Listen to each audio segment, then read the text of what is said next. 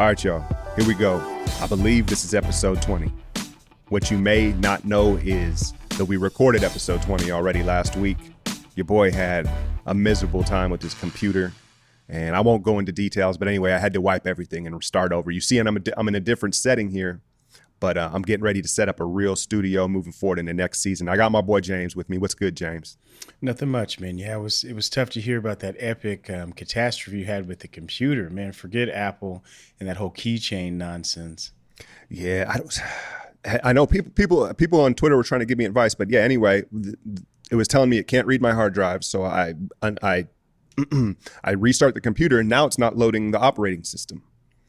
And then since I have a Bluetooth keyboard that's not Apple, I couldn't go into safe. Anyway, it took all day, and then I got frustrated. I was ready to go to the Apple store. I was like, let me just wipe everything. But yeah, now it's zipping around now. You live and you learn. Let's keep it moving. But it was a decent pod, and now we're going on we have about 2 weeks of juicy information. I don't know, is there anywhere particular you want to start? Well, we had talked about the brother with the huge nostrils, and, we're out in PHX. So I guess with DeAndre, they were saying that he didn't produce in the capacity that they may have wanted him to, but he engaged in all the associated maneuvers that they needed him to. He was still rim running. He was still around the basket. He was looking to catch lobs.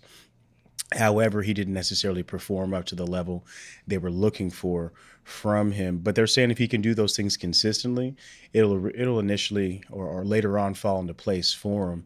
So he's got to refine his post game and a little bit of his defensive positioning. But being top dog, you better come out and really smash. But it has not appeared that he has done that just yet. I'm top dog. I will smash. No, no. The Suns are. We're gonna have to go check out. I'm gonna go vlog from some Suns games this year, because right now they're the ticket prices. What do you? I guess ticket pricing is dynamic in sports, right? In the NBA. So if you go to see the Warriors, the Lakers, they hit you with a 200% hike in price tickets. So you go to see the Suns, versus the Orlando Magic, and you can get some really decent deals. We're going to have to go see these dudes because Josh Jackson, obviously Ayton, Booker, Mikal Bridges, right, I believe is how you say it, the kid from Villanova. But they're a very promising team at this point. I like the potential. I thought he was decent. I think in the summer league, I have a real pet peeve with these scrub-ass little guards dominating the ball. And if you're a big, you're kind of at their mercy. Yeah. And so I give Bagleys and the Aytons of the world a little bit of a pass because, and I know you're in a situation, it's got to be a terrible situation, not terrible, but a very pressure-packed situation when you are just a fringe guy who's on a summer league team who's never made the league, because you want to show like everything, but at the same time you need to just play basketball. And I think that a lot of these, particularly these little guards who are 6 foot, they're just pounding the ball and trying to penetrate and put up these tough shots. And it's like, dude, you're not even going to get that off in the NBA. Just make the basketball pass. If you're a 6'6" pure scorer, okay, put up shots.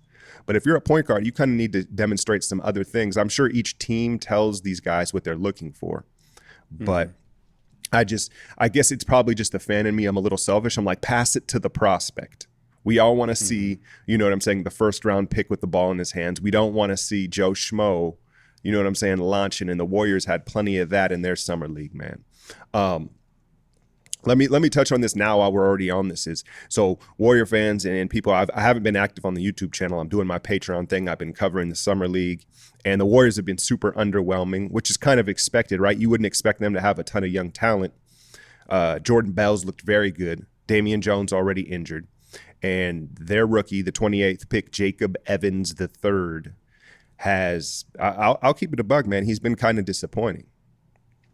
I'm sure you didn't see any of that because the Warriors, again, they're not a primetime summer league team. It kind of works in reverse operation, right? As far as the real NBA, where the better you are as a team in the NBA, the least likely your summer league team is appealing to watch.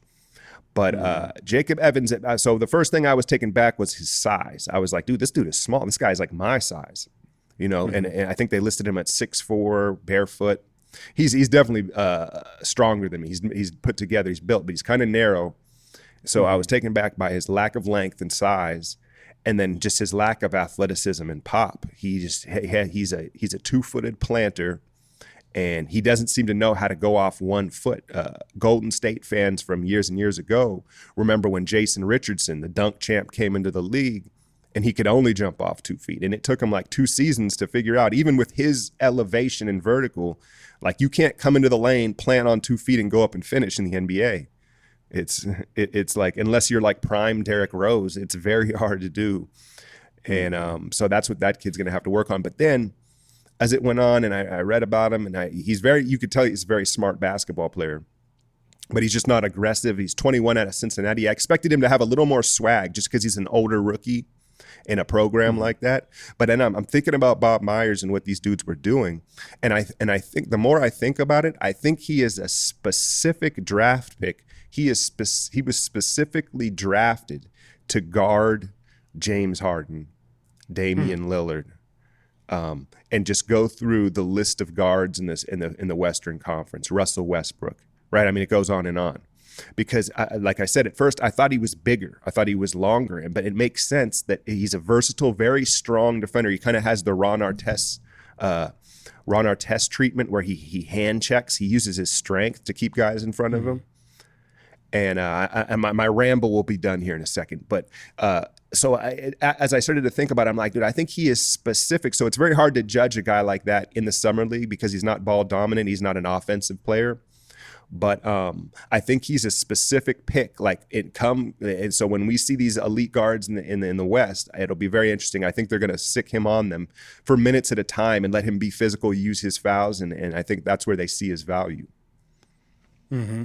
Almost like a bullpen in baseball, having that left-handed dude who can pitch to that one specific individual. So, yeah, when we're making these teams, I think a lot of general managers and front offices are having to think defense because unless the Warriors somehow implode internally or whatever that may be, trying to fight fire with fire doesn't appear to be the approach to use any longer. Everyone can shoot, but they are the best at shooting and scoring. So maybe the way to compartmentalize some of their skills is to get specific defensive players to match up with certain people. Not a new idea, but you were talking about the Rockets and different things like that. But I love that. I love that the bullpen analogy, right? We have like a knuckleballer that you can bring in there, and it just changes the speed of things and not that he's that unique. Knuckleballers are way more unique than a defensive guard. No, but I'm saying it's almost like having to think about a baseball lineup. Like in my bullpen, in my pitching lineup, maybe this guy can't throw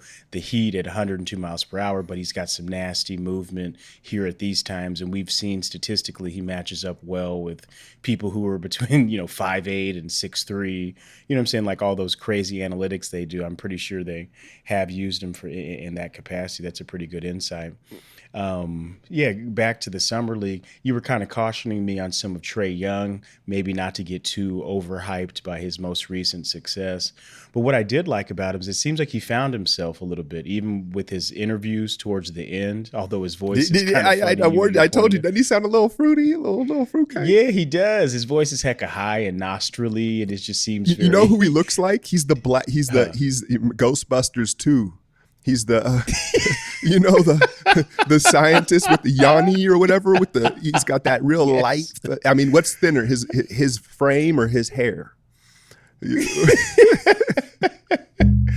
Yeah, man.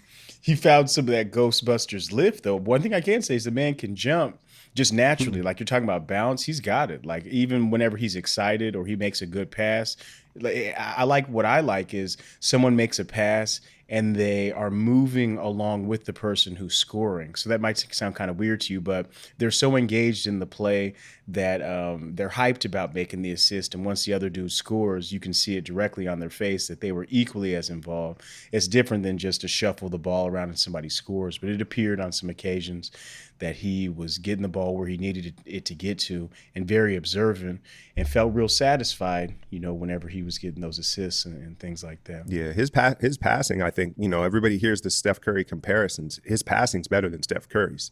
He has the LeBron, I know that's blasphemous to put him in a sentence with both these guys yet, but he has that straight line rip across to the weak side pass where Steph Curry and a lot of other guards where they kind of put too much air under the ball when they're trying to throw it to that weak side corner or whatever, right? And you see Steph get picked all the time, that over the head hook pass. And Trey has that like laser beam where he puts it on a rope and like we see LeBron be able to do. Obviously, he doesn't have the size to see over lanes and through players like that, but he has the capability of that pass accuracy. I thought that you saw, I mean, he has Steph Curry like effect, but the size is drastically different. And you could see where there was times where he would go to a step back. And it's funny because his what it looks like his go-to move is a hang dribble with the right. And then it snaps back and takes the jumper.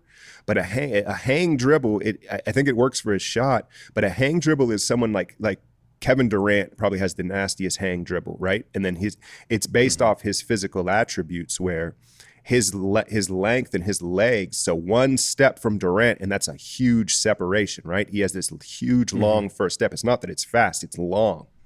And that's where if you see guys with a hang dribble that they're really effective getting by guys, they're usually longer. So is what I'm getting at. A guy his size usually doesn't utilize the hang dribble like that. So I thought that he was kind of having trouble getting shots off with that. In the NBA, he may have to adapt a different move set.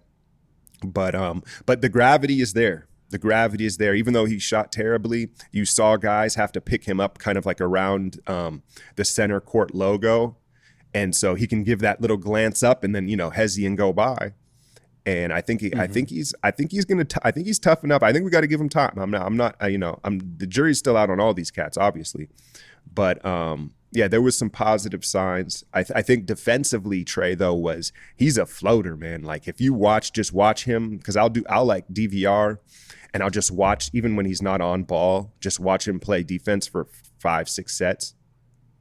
He's erect, he's flat foot, and he just kind of like stands there. You can tell he's already at the point he already rests like more than LeBron on defense. It's kind of crazy.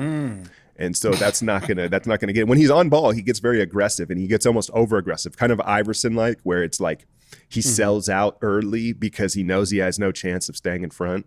That type of mentality.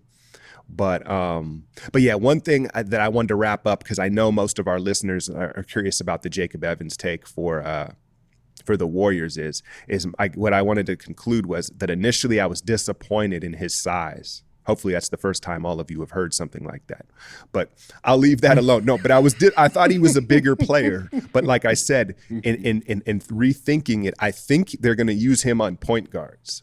And the difference, and you say Patrick McCaw, who's not signed, we've extended the qualifying offer, but he has not filled that roster spot yet. McCaw is like almost the opposite. He's super long and super thin, right?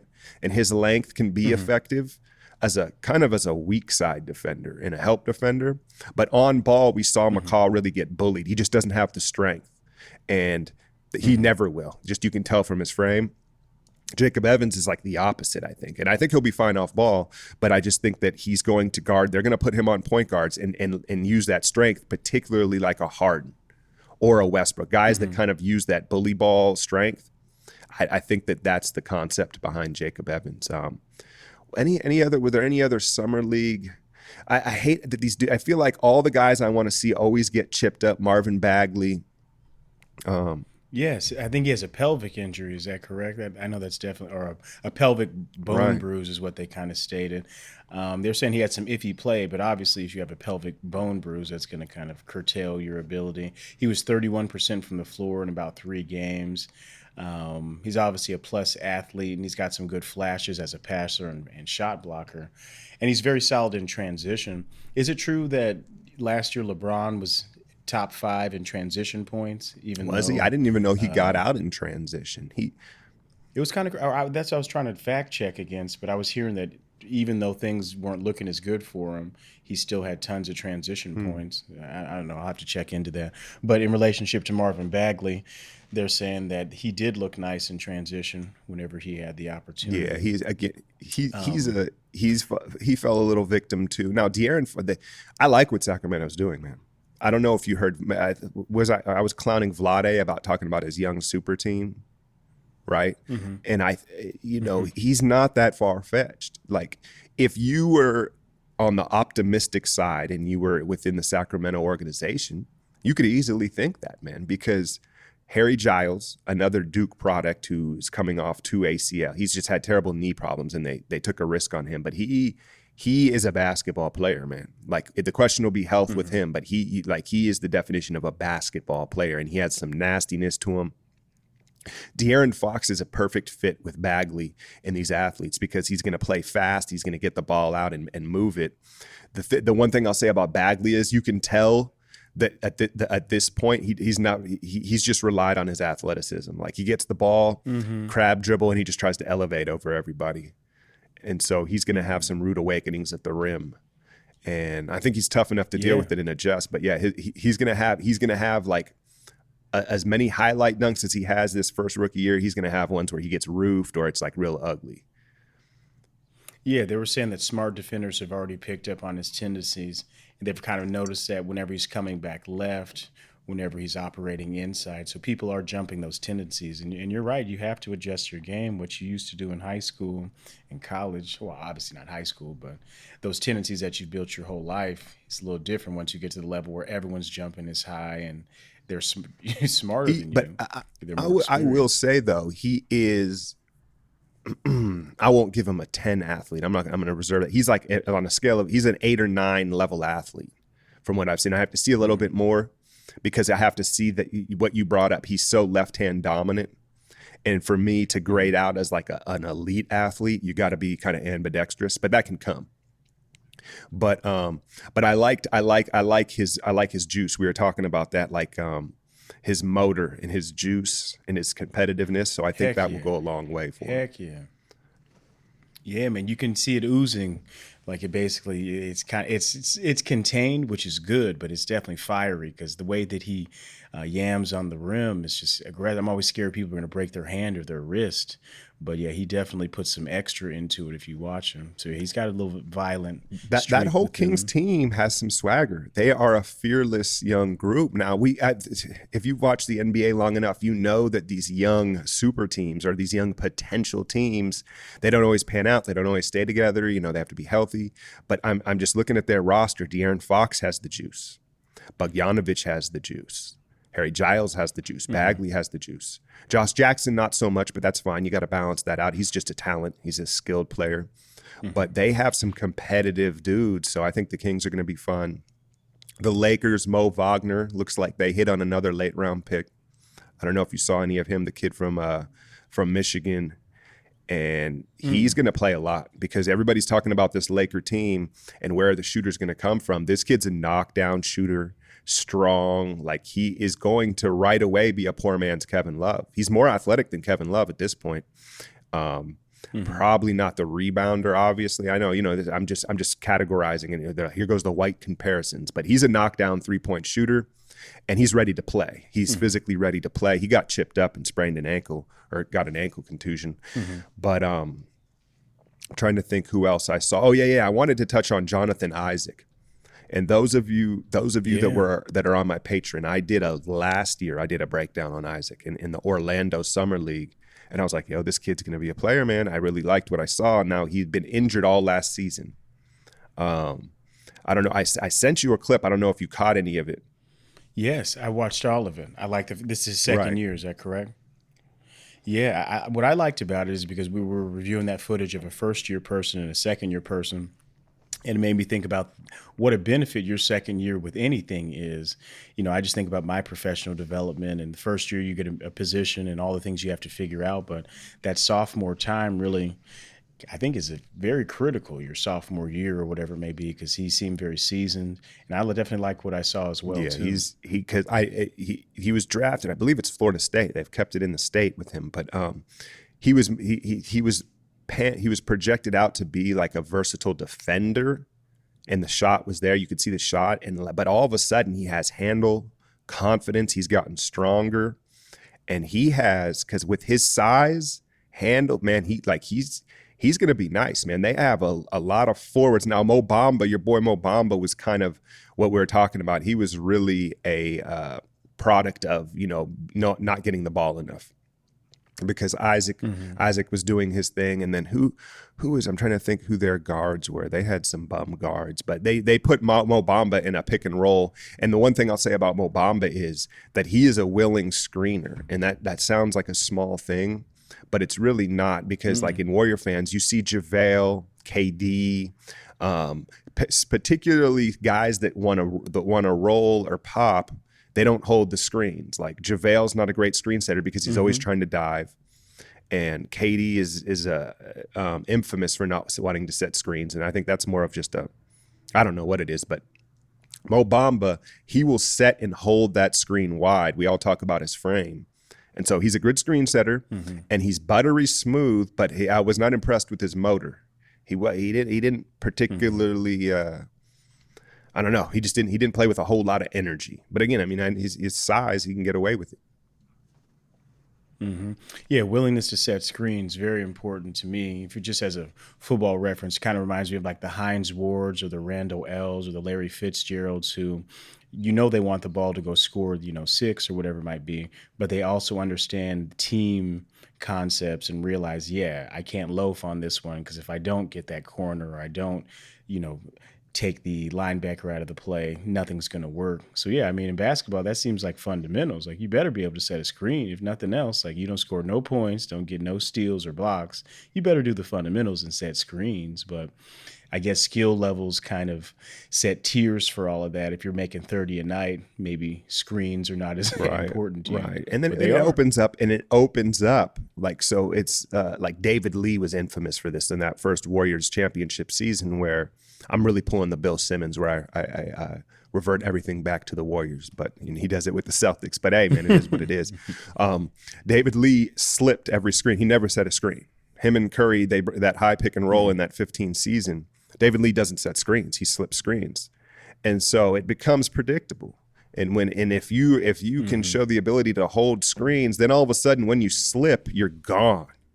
Right? As the defender, you're like, oh my God, he just slipped it. You know what I mean? It opens up more dynamic possibilities.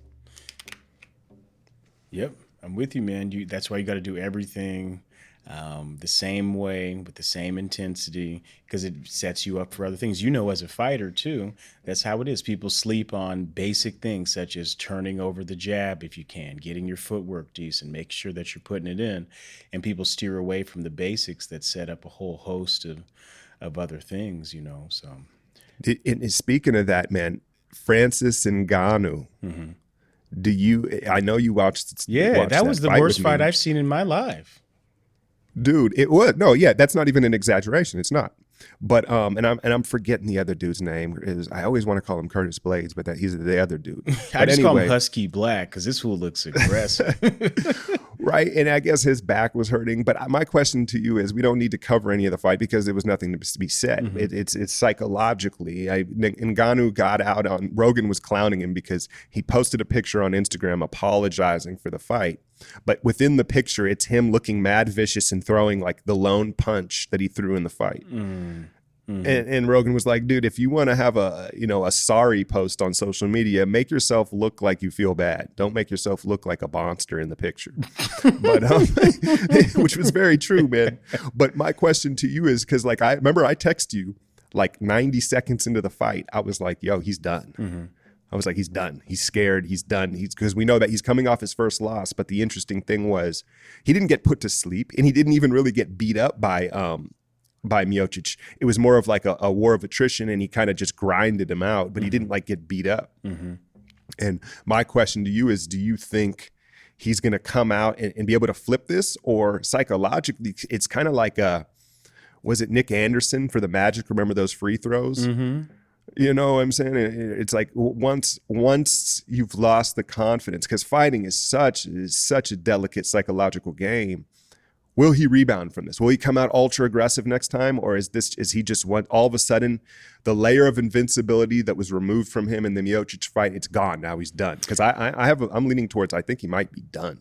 Okay, well that's a very good question. I think that the outside factors, the external push factors, are going to force him to have to, if he wants to stay relevant and credible and keep working and making money at this, he's going to have to go back out there and do something, whether he wants to or not.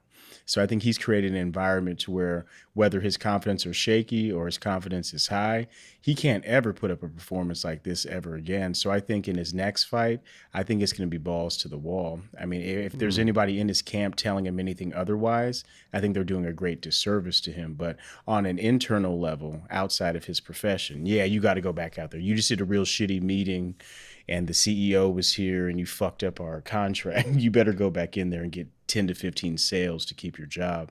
So I think he's in a position like that. But him personally, yeah, that's a tough one. When you've worked hard, you go to those overtime things that you lose can sometimes suck the life out of you more than just getting slept hella quick. Because you think like, gosh, I went the whole distance and I lost. Mm-hmm. So I don't know, that's a very good question. But I think environmentally, his camp and UFC, this man can't get back out there and ever look like that again. They'll kill this man. Right. Yeah. No, there's no doubt he's going to fight again. I mean, I'm with you. But will he regain that dominance and confidence? Yeah, I'm leaning towards not. And to bring it back to basketball, the difference with basketball is, and in other sports, is the reps. Mm-hmm. Right. So like that's like the cliche line, when you hear it, you ask a player, well, you shot 5 of 22 and you guys lost. How do you feel? Good thing is we got another game tomorrow night. Mm-hmm, mm-hmm. You know how they always say, oh, well, we got another one tomorrow. Mm-hmm. We'll shake it off, right? Where if a fighter fights like twice a year, they have all this time to dwell and think about it. And so they don't have that many opportunities in real live speed opportunities to gain that confidence back. You can get it all you want back in training and sparring. It's not the same thing. Mm-hmm. Mm-hmm. And so it's going to be tough, man. But let's get back onto the basketball. I feel like we've already addressed it, obviously, in that recording that has disappeared for us now. But LeBron is a Laker. Mm-hmm. I'm sure people are almost probably fatigued on this, but I feel like we do have to give our takes. Yeah, just, I think that the team that they're compiling is relatively interesting to me with Stevens and Rondo. Hopefully they have a long-term plan. You know that they do. I think they probably came together and stated maybe this year is a trial, not a trial run, but this year we gain momentum. We see what pieces we have. We build from there. If we can make it to the playoffs, make a good run, show some movement in the right direction, it'll be a win-win for everyone. Also for LeBron personally, California is one of the best places on earth, so I can't blame him. I mean, I dare you. So you get 2 free tickets like they always lie to us because you went to that little thing to watch them give you the presentation. And you can either choose to go to Cleveland or you can go to L.A., for you and your wife and your kids for a vacation. No one's choosing Cleveland. So, I mean, just from a sheer personal standpoint, Cali's excellent. So I can see why he went there for that purpose. He can maybe move into the detail type thing with Kobe or maybe be a public face after he leaves, and Cali will set you up very nicely for that. But I'm not quite sure what they're doing. He needs to have some high IQ around him. In relationship to high IQ and JaVale, those things are not synonymous. So I don't know. It's a kind of a hodgepodge right now, but I'm sure they're going to get it right. LeBron himself, I mean, think about it. They're obviously going to perform. If he could take the Cats on the Cavs that far, I'm pretty sure they're going to have some success. Right. I've heard people say, that the argument of the Cavs team versus this Lakers team. First, let me set the record straight. This Lakers team, as of right now, like as it stands, is better than that Cavs team. I don't know how you don't say that. That's absurd to me. But, again, fit and personality, I thought it was very interesting. They're clear. I think there is a plan. Now, will it work? I want to, before I forget, the JaVale thing. Now, I love JaVale for what he meant to the Warriors. And, like I said, he's just a fun player to watch. But I think that they missed with that because I just have this feeling when we brought JaVale up into Golden State, it was like, oh, he's a clown. Like, this isn't going to work. Why would you bring him into your locker room? Well, it worked because of the locker room and the leaders in there and the culture, right? But now you look at JaVale, he's got 2 championships, right? So he's kind of gained validation. People don't think of him as a clown anymore. He's into his rap albums, his Parking Lot Chronicles. Nick Young, I doubt Nick Young's even on a roster this year. So Nick Young will probably be in LA, hanging out, and they'll be rapping. And I just think there's a huge possibility that JaVale gets distracted being a Laker because it's not the same culture.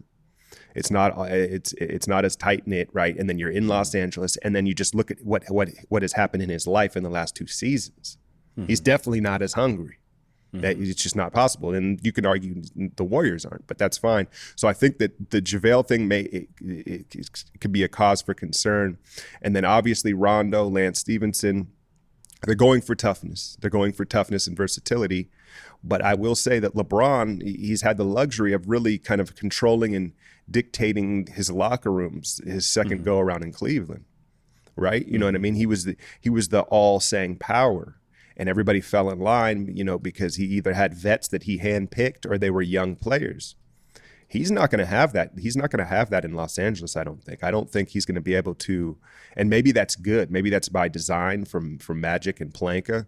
But there's all these infamous clips of him calling out teammates in Cleveland when LeBron blew the assignment. Yes. And so maybe this was in part designed to hold LeBron accountable. Because Rondo, Lance, they're not going to play there. They're not going to let him just dog him, even when he's right at sometimes. But yeah, Lance doesn't strike me as the type of cat who just quickly co-signs to what other people say without having anything to think or say nothing about it. I could see him being real good at like rolling his eyes and giving you just a smirk.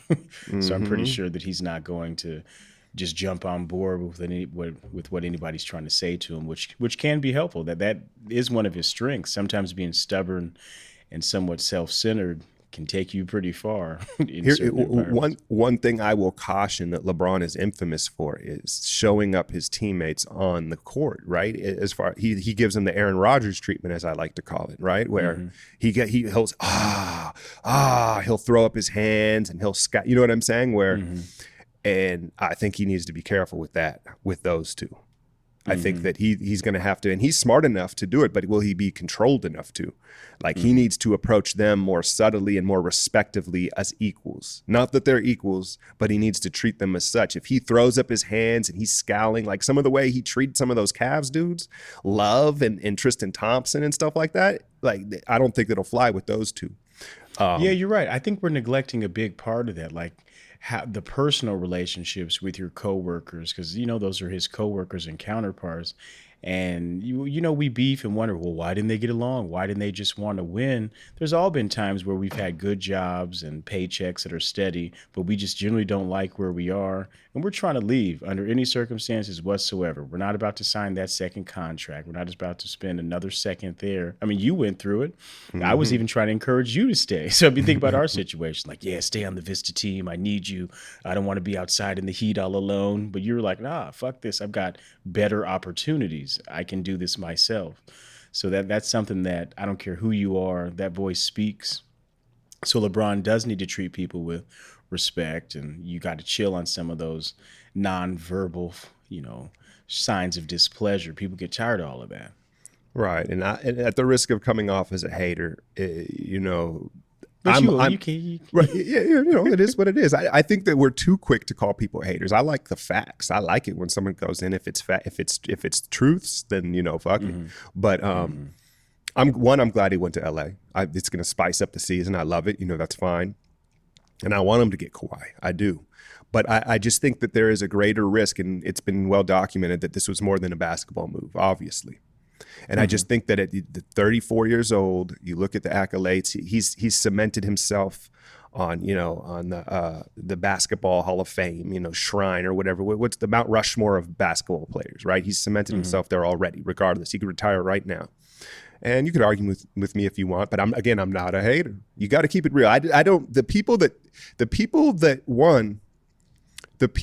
get upset when you put LeBron over Kobe, it's ridiculous. Now, I'm not saying that it's right, but when there's people that are, and we've seen the mural being defaced and the pizza drama and all that, but I'm just saying, look, it's all subjective and argumentative. But when you say, oh, I got LeBron over Kobe, people go, what the, like, is it absurd? Is it crazy?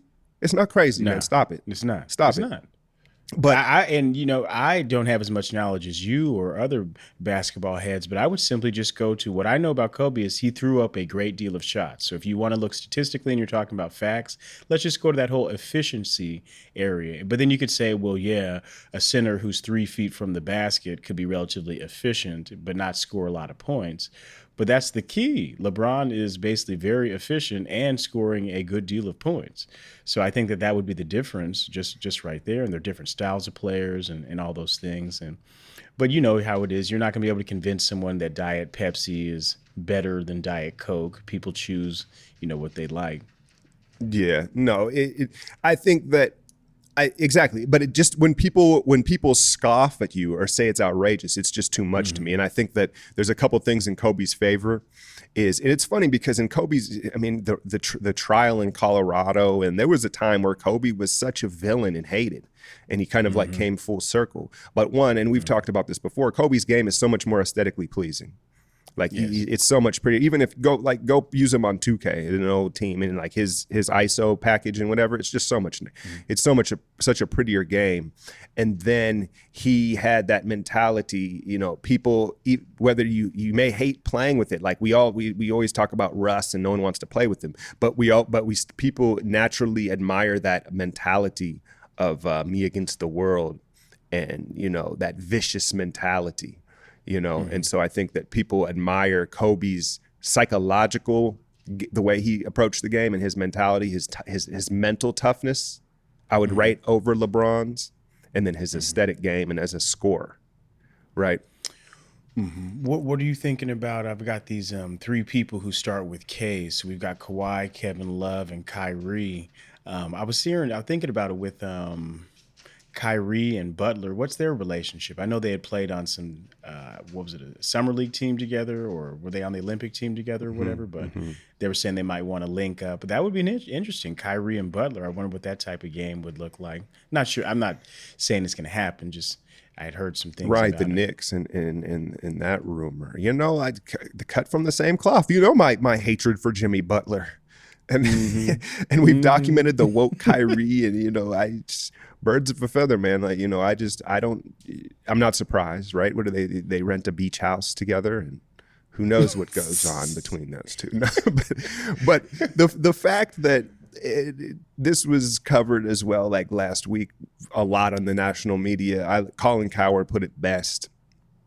Everybody understood that Kyrie wanted to leave Cleveland. It's Cleveland, the shadow, all that. But if he really dips out of Boston, then it's like it's him, right? Then you start, like, he kind of got the pass, like, all right, you want to leave Cleveland, you whether he handled it right or not is subjective, but like now if he leaves that situation, that definitely it points to the direction of he's just a selfish dude then. Like, how is Boston is like the outside of playing for Golden State, right? Like Boston is like the ideal, you could argue Boston's more ideal situation because you're next, presumably.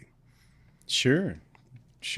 Yeah, and maybe he's seeing these young players that came in, they were hungry. I don't know. He might be the type of dude that whenever he went out, oh, well, it's done for y'all. Once I come back, everything's going to be decent. But they're like, all right, Kyrie, we appreciate you, but we know how to play basketball too. We'll make it work. And maybe he was kind of salty that there was as much success without his presence. Never forget that. People sometimes, when you do get injured and that second tier player gets in and shines, it thrusts you into a position to where you got to reflect on yourself. And I'm not saying that that's happened to him, but I might guess that he would have preferred for them to have limited success with him not being there. Yeah, no, I think you're right. And that's his personality. If I'm Danny Ainge, I don't know what the situation is with, what's the young dude, Scary Terry? Like, because it's all about value. Like how much, the Terry Rozier and Kyrie, the gap is not huge. Kyrie's better. There's like that now. If I said Rozier's better than Kyrie, then you can scoff at me, okay? You Kobe fans, then you can scoff at me. But I'm just saying, max Kyrie versus Rozier on a decent contract. That's where you have to weigh it, right? So I don't think we know Ainge will pull the trigger on anybody. But just those rumors, I thought, those, as you heard, I thought that was weird. Kyrie strikes me as like he's like your boy. It's like you meet you're at a party or a gathering and there's a chick and he's like, oh yeah, I knew her back in the day. You know what I'm saying? I knew her, right? And you're like, oh, you mind if I holler at her, I talk to her? Oh yeah, go ahead. It's good. But then like out of the corner of your eye, you see him glaring in the cut the rest of the day. Kind of, you're like, dude, you said it was cool. You didn't even know her like that. He's like, yeah, man. Yeah. And he's just doing passive right. aggressive This was shit. hella quiet all of a sudden. This nigga, man. I don't, who knows? We're psychoanalysts. That's Shout out to funny. Nick Powers, man. My guy Nick Powers. He wants to guest spot on here. He didn't like how we were assuming and psychoanalyzing everybody when we don't even know them, and he's right. But that's what people do today in media and podcasts. We're just hypothetically giving our opinions. But shout out to Nick. Maybe he'll make an appearance on here. So we wrapped. I guess the one last thing I wanted to wrap up with the Laker thing. Obviously, the Kawhi situation's at a stalemate. Their roster's clearly not completed or done. And there was a Kobe interview. They interviewed Stephen A. interviewed Kobe the day after the LeBron signing. And I thought he seemed genuinely happy about it. I believe him because I think he knows that it puts him and LeBron back in. It's not a LeBron Jordan conversation. It's a LeBron Kobe conversation again. Mm-hmm. But other than that, the one thing I noticed was he didn't mention Brandon Ingram's name once. When he talked about the young core, he just kept saying Kuz, Alonzo, and he maybe mentioned Hart, but he just never mentioned Ingram, and that led me to believe that Ingram will be the one that's the chip that's used, whether it's to get a Damian Lillard, a Bradley Beal, or a Kawhi Leonard. Mm-hmm. Mm-hmm. And with that whole contract thing, they're really vilifying Kawhi. Like, is there any potential that he could sit out a whole year? That's not possible, right? You signed some contractual things, but you could also say that you have an injury, and if there's some type of medical situation, you can prolong it. I think he's got his uncle, and yet again, I know your homie Powers, shout out. I appreciate you keeping us honest and accountable. But there are some details to the Kawhi story with his uncle that I just hope that his uncle really is, steering him in the correct direction. It doesn't appear that sitting out a whole season, if you are healthy and can play, would be advantageous. So I'm not making any large-scale judgments, but I just wonder how helpful having your family be your representation is throughout your whole process. Maybe at the beginning, but I don't know. I just wonder what type of advice he's getting. If he's being told to sit out a full year, there could be potential damages and financial consequences. But absolutely, I believe. I don't think now that's the gray area of are you hurt or not, and what doctor. I mean, if you slip a doctor a bag, they can probably make it appear that you're injured and you can't play. So, I mean, you could get shady like in that way. But as far as if he's healthy, yeah, there's something in the contracts where like that he gets docked a huge amount if he sits out healthy after a certain amount of time. Oh, please believe. But please yeah, believe. it's going to be a weird situation. Let's talk about you talk about family members. And you're right. What's the saying? Don't mix family and business, right? And there's a reason there's that saying. And then there's a lot of nepotism in sports. And what happened recently in the last few days with the Warriors is the Warriors signed to a two-way contract. There's only 2 of these slots per team. Steph Curry's brother-in-law, so Sadell Curry's husband, or I don't know if they're married yet. Maybe it's her fiance. And then people were hitting me on Twitter. What do you think? His name's Lee. I haven't seen him play. He played 15 games with the Hawks. He's like about a 6'5" guard. Now, I believe he's torn 2 ACLs, right? And there's no doubt that I'm sure he's a decent prospect. But let's keep it real here. This is part of the strategy of keeping this super team together. You say, how is everybody happy? How do you keep these guys happy in their egos? You do little moves like this. You know what I'm saying? You keep it in the family where you can. And you look all across Summer League. Mike Brown's son is Elijah Brown, plays for the Warriors Summer League team. And I bet you if you go down each and every roster, there is signs of nepotism. And hey, man, sometimes it's worth it, and it appeases, right? And it appeases the bigger picture. And sometimes it just clouds things, man. Weren't you telling me about the other Antetokounmpo that Cuban was using a strategy somewhat similar, getting somebody's brother at in a small way to get them put on, so eventually whenever their brother is free, they could talk him into coming down. Right. So he drafted the younger Giannis. I don't know his first name, but Antetokounmpo, and they're built similar, right? But he's very raw, very young, and part of it, I think, Mark is just a home run hitter, right? He just swings for the fences. But yeah, there is definitely an aspect of that too, because that's these teams now with the free agency and the player mobility teams are looking way ahead now and circling years where guys are coming up, where contracts are coming up. And there's no doubt they are going to try to get a meeting with Giannis, and having his brother there, shit, that could help tremendously. So yeah, man. Yes, it can. Yes, it can. What did you think? What was your immediate reaction when it broke on the ticker? Golden State Warriors have signed DeMarcus Cousins. Gosh, Jalen has been letting us know for tons and tons of years that Boogie's one of his top players, top performers. If he's coming out right and his Achilles and hips and everything else is connected properly, because that's the one thing you forget is whenever you get an Achilles injury, it tends to also affect your hips very negatively, because those are two hinge points that all the muscles in between really connect through the hip and Achilles.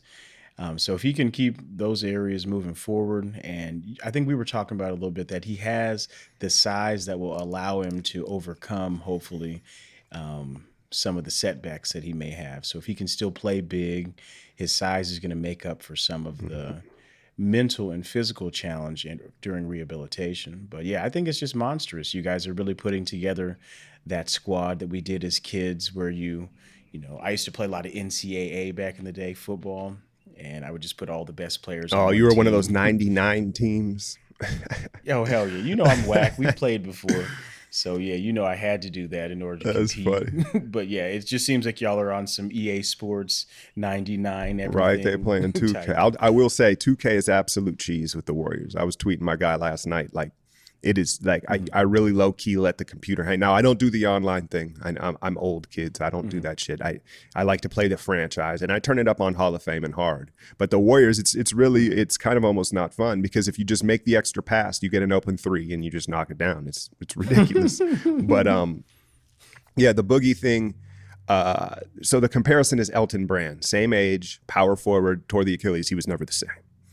And just like you said about the size, the difference is, those that remember prime Elton Brand on the Clippers, he was undersized. He was strong as a bull, but he was 6'8" with long arms. And so a lot of what made him effective was his quickness matched with his strength, his lower center of gravity. And he was a unique player. And that's just not the case with DeMarcus, where if you rob DeMarcus of 25% of his athleticism, he's still going to be the biggest dude on the court and still have the nicest footwork on the court.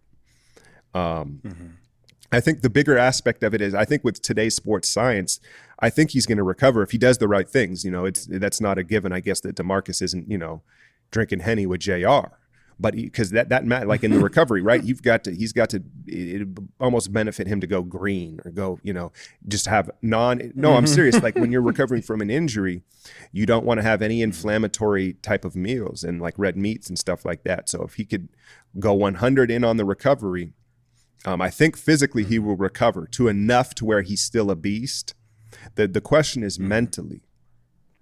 And that's where I just looking at it, here we go, psychoanalyzing. But if you look at Boogie, there's no doubt that he's stubborn. He's hard-headed, right? And there's a give and take with that. Sometimes that's good. That's in part what makes him so dominant, right? He doesn't take no for an answer. And so I think if you look at that into his rehab and on the court, combining that he's scorned right now by the NBA, I think that's a good mix for him getting back to being really effective. Dang, y'all will have a bunch of aggressive ass dudes when you think about it. Like, imagine if Draiman, Boogie, and who else on y'all and KD get mad. Like, I think that the refs are going to be in for. Right. They're going to have some special training, because that's dangerous. That's three very enormous people who like to talk a lot of stuff more recently. So I just hope Boogie's attitude can be, if Boogie goes through a emotional transition that KD does, there's gonna be a lot of bark on that basketball court. So I just hope that they can keep their mouths where they need to, because then they're really going to turn into the spoiled fraternity that nobody likes. They already are. We already are. They have nice. Well, they already are, but this is adding a new brother to Hayes people. I think Draymond's going to really be a key part of this. We all know he's the emotional and verbal leader of the team, and they have a good relationship. KD, the U.S. team, all that. And I think he's really going to it, because what we saw with Durant, and there was other aspects of that, as far as just, we've never really seen someone demonized like Durant did for leaving. LeBron, I don't know. I guess it's comparable, LeBron to Miami. I feel like LeBron it wasn't as bad, just because KD made the mistake of like being on social media, the burner accounts, and it carried on longer than it did with LeBron in Miami. But Draymond empowers guys, and Draymond kind of empowered KD's dark side a little bit, and we saw nasty KD, and so it's going to be interesting to see how he empowers Boogie once he's back in the lineup. And I also think that it may calm Draymond down, because, you know, we've all experienced this where, you know, the dynamic of friends that you're around, where you may be the wild dude, the loud dude, right? But then when if you introduce someone new to the group who's even louder or more wild, then you have to fall back and kind of just because you have to balance it out. And so Draymond maybe will be a little more in control because he's looking out for Boogie. Just a thought. Yeah, just a thought. Good observation. But yeah, the mental thing for the injury is going to be huge. And then the other huge news that just broke 2 days ago in Warriors world is that Chelsea Lane, the head trainer, has just got poached by the Atlanta Hawks. And the chick with the popped collar, the short blonde hair. And we all know, everybody, when we go back and look at this dynasty and this run, one thing that will be on Front Street is the health and the way that they dealt with injuries. Katie's knee year one, Steph last year, and how good she's been. Clay, that was just obscene, the way he bounced back. I think that was just Clay. But clearly she's an elite. She has she's really good, man. So that's a huge loss for them, and a huge loss for Boogie, because he's coming in. You think, okay, so I hated to hear that news. But the mental game, if he has that stubbornness where he's not willing, I think it's going to help him. The question I think will be is, because he's toned back, I guess he was shooting for training camp, and now he's kind of pumped the brakes on that. The question will be is there going to be a point where he wants to come back and the team doesn't want him back yet? Like they're like, nah. And he's like pushing for it because he doesn't really have any leverage being on a 1-year deal. That's something to keep an eye on. Yeah, man. Speaking of KD a little bit, you were talking about him. I guess more recently he was apparently going back and forth with a teenager on his Twitter or whatever it might be, social media. I guess the kid had created a picture, 3 elite two-way players who don't elevate a team quite like LeBron and Steph due to their playmaking, leadership, and deficiencies. And I guess his picture was on this, insinuating that he, Kawhi, and Anthony Davis aren't like LeBron. They don't contribute the same way. So KD responds to him supposedly, you know, you're a little middle school knockoff Stephen A., or whatever it might be. And then the kid responds, you know, it's true. That's why you tried to talk to me. I'm just a little kid. You need to go ahead and lead, or whatever it might be. So what I take from this is there's plenty of stupid people who are unskilled that use social media to express how they feel. Why can't we have talented, relatively skilled people say what they want to do? So granted, KD's not too smart and talented to express how he feels to some young punk kid talking stuff. So this type of stuff doesn't bother me. At least it's him this time, supposedly. It's not his burner. Yeah, so if he personally, as a man, is saying, man, little kid, leave me alone, why not? We have plenty of racist and bigots and misogynists and stupid people who have no skills, who've done nothing, who can say whatever the hell they want. So why is it that our officials and leaders and people we look up to, we have to grant them some same merit? I hear you. You know. And also the Papa John's dude recently slipped up. They're about to lose tons of money. I guess he was caught using the N-word. So now a lot of the incentives they get through baseball are going to be cut off. So there's 2 examples of social media getting some people into some trouble. Yeah, the Papa John's founder uses the N-word in a conference call 3 months ago, but now it's coming out. In a conference call? Or something like that. I wasn't aware of that story. That doesn't surprise. You know how many CEOs are dropping that behind closed doors? I'm just, let's be real here. Dude. But the thing with the problem, you have the valid point about KD, and that is like a big picture. You say that, right? But the problem is we all know, like we've spent plenty of times on playgrounds as adults and as kids, monitoring or just being a kid. We all know when you show somebody that something bothers you, then they do it more. And so the problem with Durant in responding to these people is he's letting the world know that he's listening, and then he feels a type of way sometimes. And so that's just inviting more of it. And that's, I think, the problem with Durant. When you reach a certain level, that you're not normal. You can't do that. Like if I go on there and respond to someone, hey, your YouTube sucks, but who cares? But even I know that at my minuscule level, like if I respond to people talking shit, that's just going to breed more people talking shit. But yeah, you're right. Yeah, right. So that I hope all those fools stay off the Twitter handles. But hey, it gives us something to talk about, man. And I think we finally, hopefully, we get a smooth recording with this and covered what's moving forward. And we got football coming up here soon. And as the off season slows down, the summer league ends, and we'll always, as the rosters fill out. I guess the one last thing that I didn't touch on was the Warriors. They signed Jonas Jerebko from the Utah Jazz off waivers. I don't even know if it's official yet. 6'10". Wing. He is the Swedish Larry Bird. And I know that's a little crazy, but I've always liked him. He's very aggressive, and I guess he's going to fill the Omri Caspi role. And Warrior fans, I'm familiar with Jerebko. I remember him in Detroit. I remember him in Boston. I'm aware of him.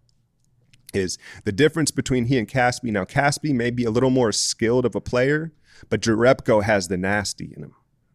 And so I think that's what's appealing. He's more athletic, and he's chippy. He will get in your face, and I love that. We need that competitiveness. He's much more of a straight line athlete. So you get him running the floor or a pump fake, one dribble in a straight line, and he's going to get up and dunk on you. So I like that acquisition a lot. The Rockets, and I knew there was some things we didn't touch on, but the Rockets, Trevor Ariza to the Suns, which is an interesting move. And then they lost Emma Hamute. Now, the rumor now, I knew we were forgetting some. I know this is running long, but we got to touch on this. Carmelo Anthony to the Rockets, I think, is disastrous. Yeah, that seems like a very poor choice because he's going to be fighting for time with Green and some other individuals. Like we said, he's the money man, Money Mayweather, money making Mitch from whatever I think paid in full. He's got his cheese, but I just wonder, Eric Gordon, I mean, what is he going to get you 16 a night? Hopefully. I mean, he'll need to. I didn't understand it hasn't. that. It's not a done deal, but Houston apparently is trying to make a splash, and because let's be honest, and they haven't even got locked in Capella yet. Someone could jump in and throw a poison pill contract at Capella. To get back in Morey, but the Melo dynamic, I just don't. I think that I want to see it happen just because it'll be hilarious, but I almost don't because I like the competition of the West. I want there to be competition. I don't want the Warriors to just cruise through. Do I want them to win? Absolutely, but it's more fun when there's a pushback. And Melo could blow their whole shit up, dude. I really think that. Remember, he didn't get along with D'Antoni in New York. He shoots mid-rangers. He's not going to defend. So you're telling me you're going to roll out there, you're going to have at times Melo, Chris Paul, and Harden, all three on the floor at the end of games? Like, is Melo, that we've already talked about Melo's problem is he's not willing to concede that he's no longer a star. So if he agrees to sign there, I don't know if it's a sign and trade, and they say, okay, Melo, you'll finish. You may not start, but you'll finish.